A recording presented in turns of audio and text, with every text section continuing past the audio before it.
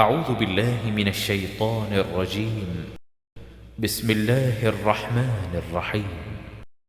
Assalamualaikum warahmatullahi wabarakatuh. Surat Al-Fatihah merupakan induk dari surat-surat yang ada di Al-Quran.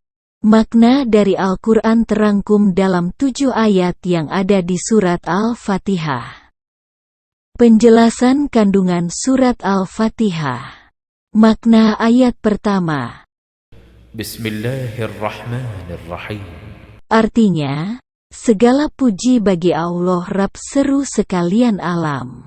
Makna alhamdu adalah pujian kepada Allah karena sifat-sifat kesempurnaannya. Dan juga karena perbuatan-perbuatannya yang tidak pernah lepas dari sifat memberikan karunia atau menegakkan keadilan. Perbuatan Allah senantiasa mengandung hikmah yang sempurna. Pujian yang diberikan oleh seorang hamba akan semakin bertambah sempurna apabila diiringi dengan rasa cinta dan ketundukan dalam dirinya kepada Allah. Karena pujian semata yang tidak disertai dengan rasa cinta dan ketundukan bukanlah pujian yang sempurna. Makna dari kata Rob adalah murabi, yang mentarbiyah, pembimbing dan pemelihara. Allah lah zat yang memelihara seluruh alam dengan berbagai macam bentuk tarbiyah. Allah lah yang menciptakan mereka, memberikan rezeki kepada mereka, memberikan nikmat kepada mereka. Baik nikmat lahir maupun batin. Inilah bentuk tarbiyah umum yang meliputi seluruh makhluk, yang baik maupun yang jahat.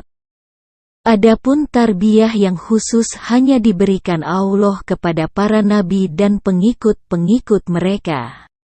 Di samping tarbiyah yang umum itu, Allah juga memberikan kepada mereka tarbiyah yang khusus yaitu dengan membimbing keimanan mereka dan menyempurnakannya.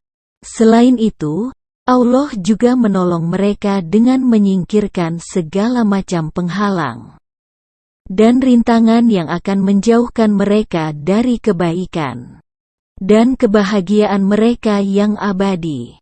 Allah memberikan kepada mereka berbagai kemudahan dan menjaga mereka dari hal-hal yang dibenci oleh syariat. Dari sini kita mengetahui betapa besar kebutuhan alam semesta ini kepada Rabbul Alamin. Karena hanya Dialah yang menguasai itu semua. Allah satu-satunya pengatur, pemberi hidayah.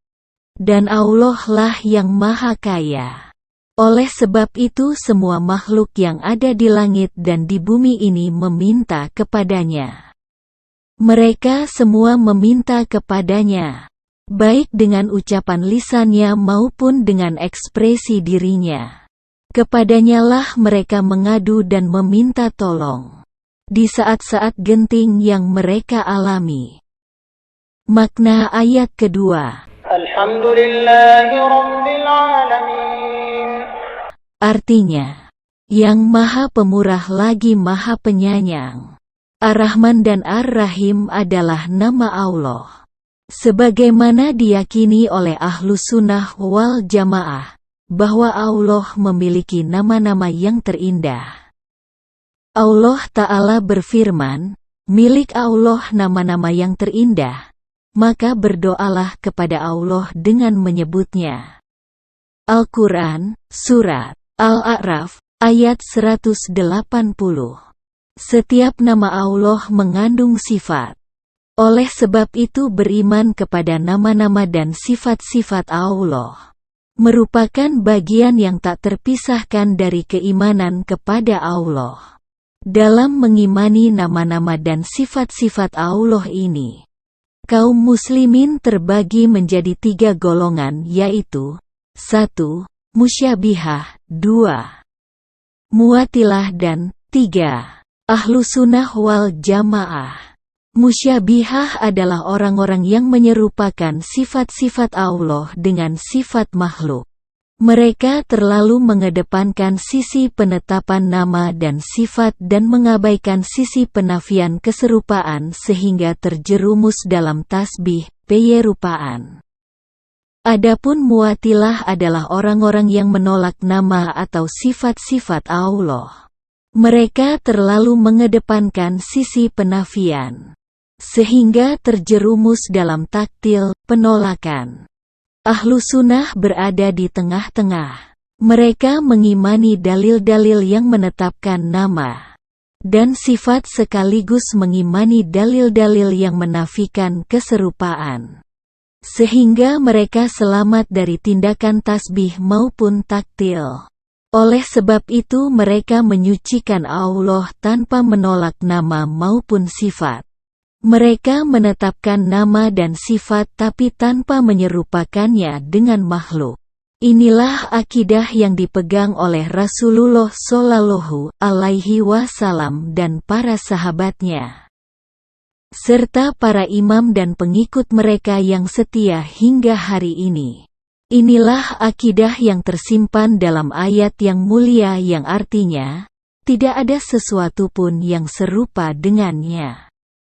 Dan Dia Maha Mendengar lagi Maha Melihat. Al-Quran. Surat As-Syura, ayat 11. Allah Maha Mendengar dan juga Maha Melihat.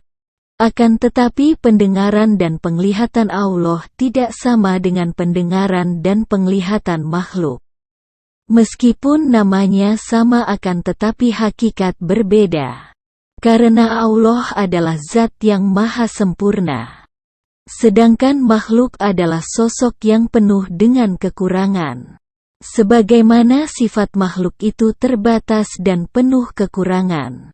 Karena disandarkan kepada diri makhluk yang diliputi sifat kekurangan.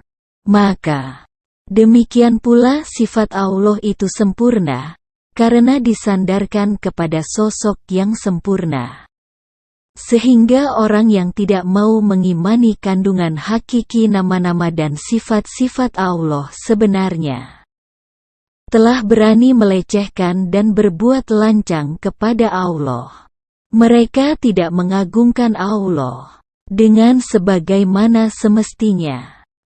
Lalu adakah tindakan jahat yang lebih tercela daripada tindakan menolak kandungan nama dan sifat Allah?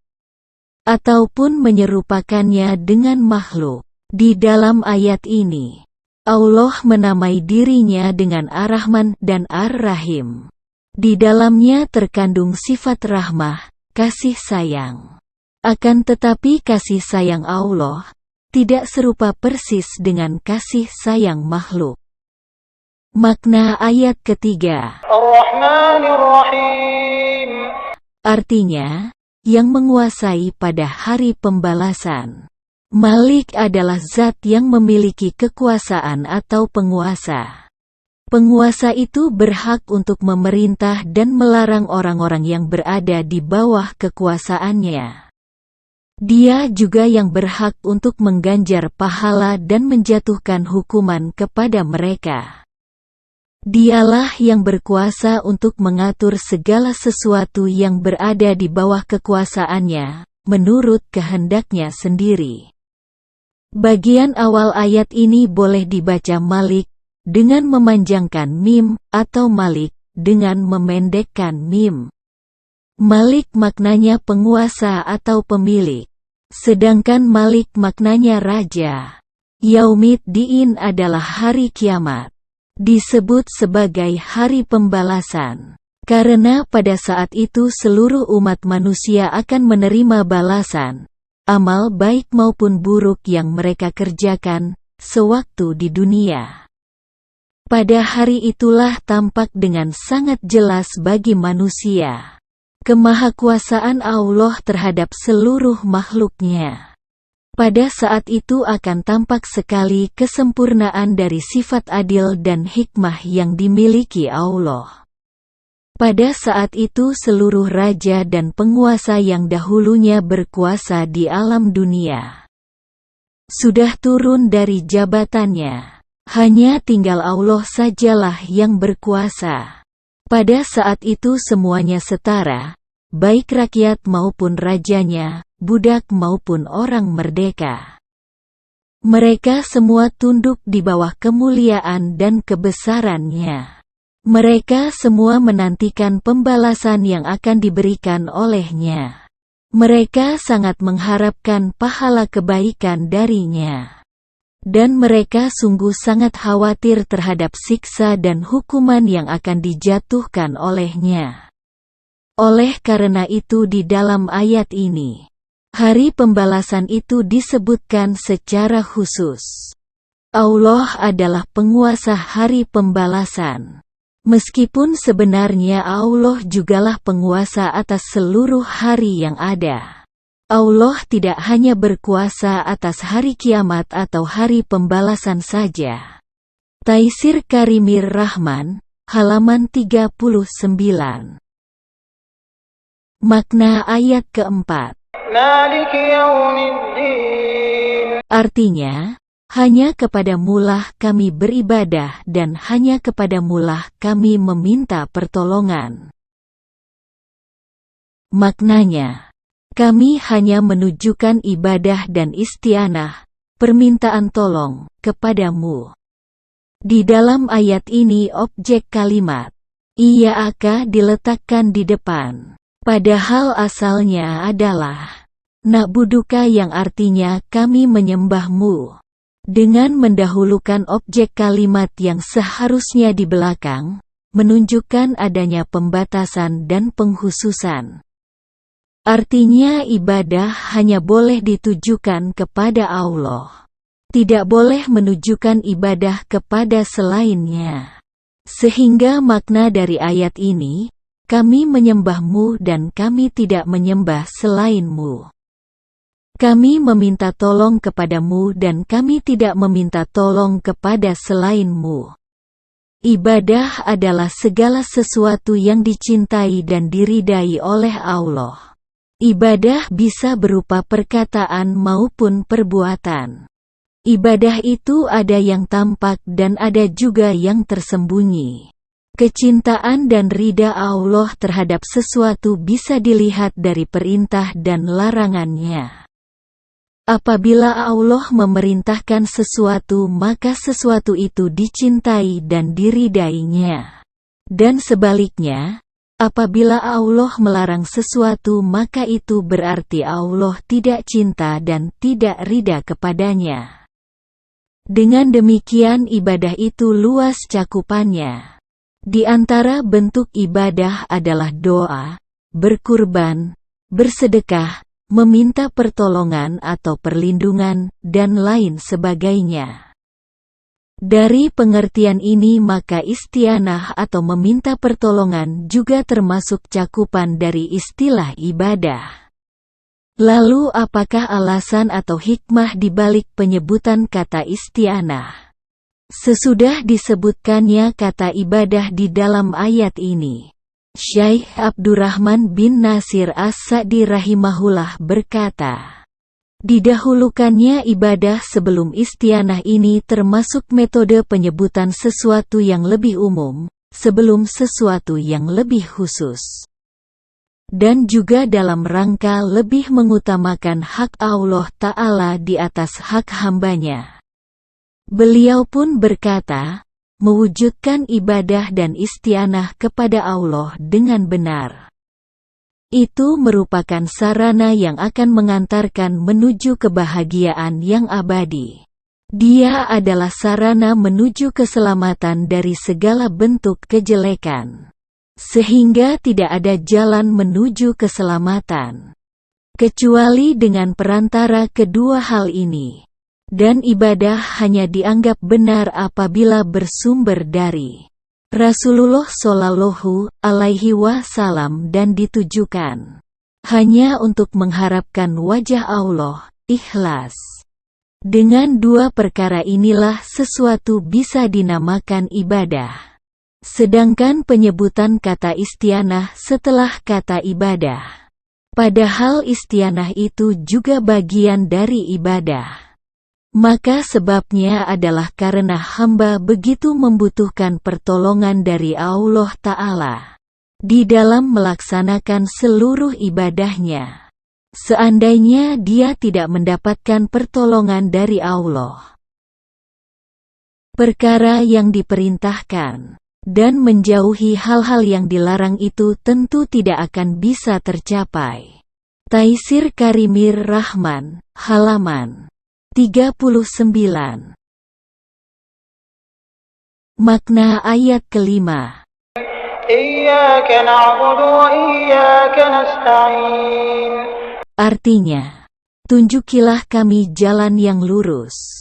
Maknanya, tunjukilah, bimbinglah dan berikanlah taufik kepada kami untuk meniti siratal mustaqim, yaitu jalan yang lurus.